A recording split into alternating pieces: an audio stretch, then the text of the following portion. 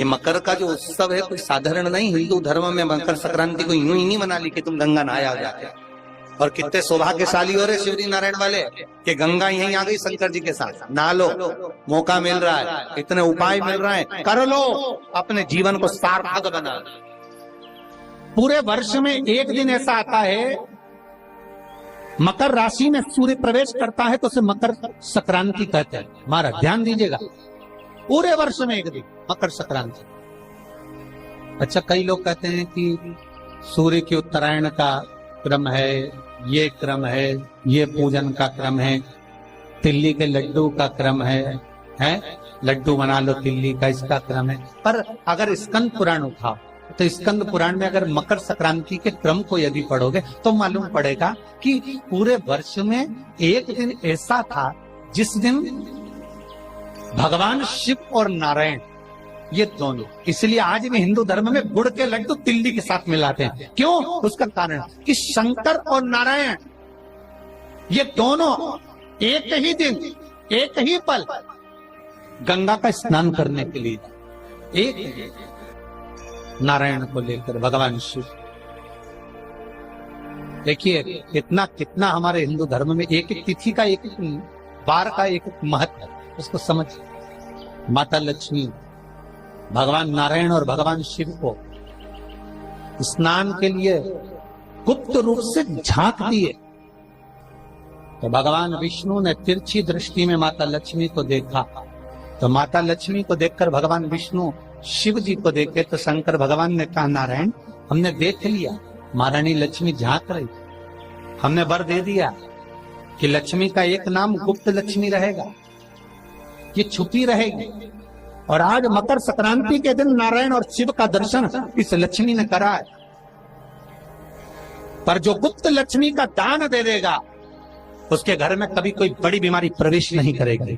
Cancer जैसा रोग, kidney और लीवर का रोग नहीं हो सकता। आज भी नियम है कि मकर संक्रांति के दिन एक लड्डू बनाया जाता है गुड़ और तिल्ली का, उसमें 1 का सिक्का, 2 का सिक्का या कोई लक्ष्मी उसमें फंसा दी जाती है और लड्डू को पैक कर कर किसी मंदिर में दान दे दिया जाता है। उसको कहते हैं गुप्त लक्ष्मी, जिससे घर में कोई बड़ी बीमारी प्रवेश नहीं, वो केवल मकर संक्रांति को ही हो। तो महाराज सूर्य का उत्तरायण जो प्रवेश है मकर के अंतर्गत, वो दोपहर में लगभग 2:30 बजे के करीब में आए, 2:30 से 3 के करीब में आए।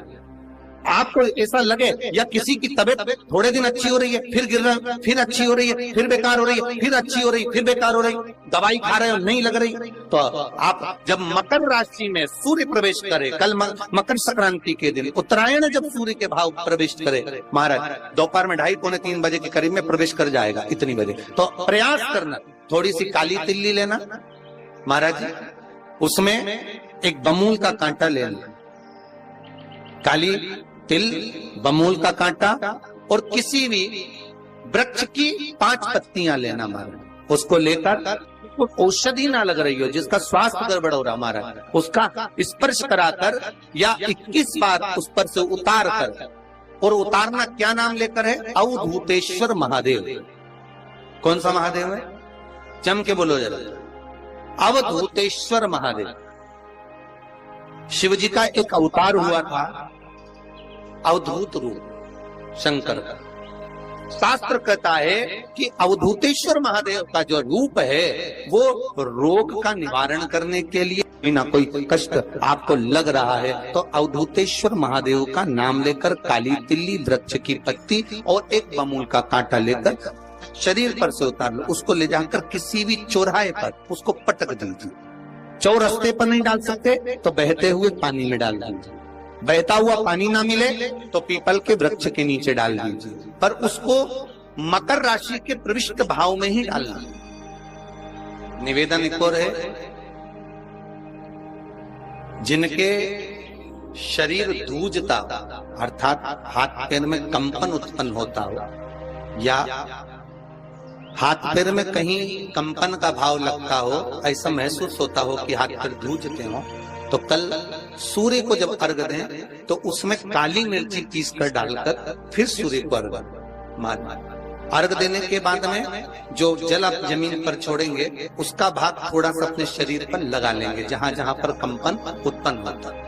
या कोई डॉक्टर आपको बोल रहा है कि बाईपास करवाना पड़ेगा या कोई नस चोक हो गई हो, तो उस स्थान पर भी आप उस जगह पर भी उस जल को अवश्य लगाएं, काली मिर्ची का पिसा।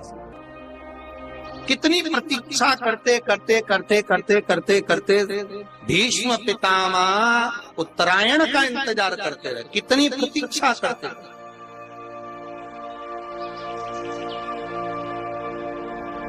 कि कब मौका मिले और कब मैं स्मरण करूं, कब मैं। शुगर वाले जीव जिनकी शुगर ऊंची नीची हो रही हो, ज्यादा शुगर की परेशानी आ रही हो और इंजेक्शन लेना पड़ रहा हो, उनके लिए निवेदन है काली तिल्ली कल के लिए ये खास तौर से, बाकी के शुगर के लिए तो उपाय और बाद में बता देंगे, पर कल के लिए जो करना चाह रहे हैं, जिनकी शुगर लेवल में नहीं आ रही, काली तिल्ली शंकर भगवान के शिवलिंग पर समर्पित कर दो और उस काली तिल्ली को जब शिव जी पर चढ़ाएं तो महाराज हाटकेश्वर महादेव का नाम लेना है। कौन से महादेव? हाटकेश्वर महादेव का नाम लेना है और शंकर भगवान पर काली तिल्ली चढ़ाते जाना है। उसमें कंकर नहीं हो, सफेद तिल्ली का एक भी दाना नहीं हो, इसका ध्यान रखिए। उस काली तिल्ली को चढ़ा दीजिए। हाटकेश्वर महादेव का स्मरण कर कर किसी को जल ना चढ़ाने देना है उस समय पर जब आप शंकर जी को चढ़ाएं, और भगवान शंकर की हाटकेश्वर महादेव का स्मरण कर कर 108 रुद्राक्ष से मनके से माला जप लो। वहीं शंकर चढ़ी रहने देना तिल्ली, उसी तिल्ली को वापिस कटोरी में उठाकर लिया। 3 दिन तक लगातार उसको थोड़ा थोड़ा कर कर सुबह के समय खाली पेट खाइए, शुगर लेवल पर आ जाएगी महाराज, आपकी शुगर हाई ऊंची नीची नहीं जाएगी। हाटकेश्वर महादेव का स्मरण। मकर का उत्सव, मकर संक्रांति का सुख मिला मौका तो उसको करो। कल मकर संक्रांति है,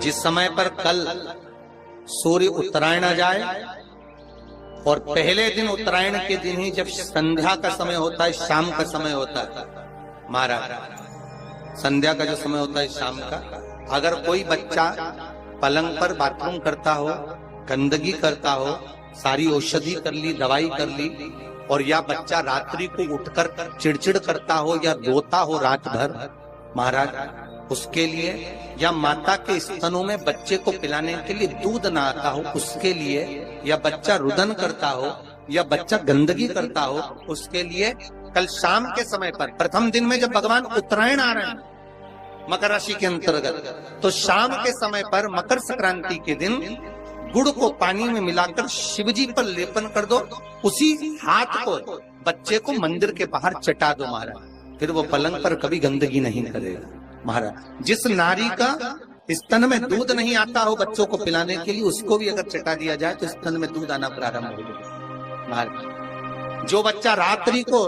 रोता हो, जाग जाता हो, उसको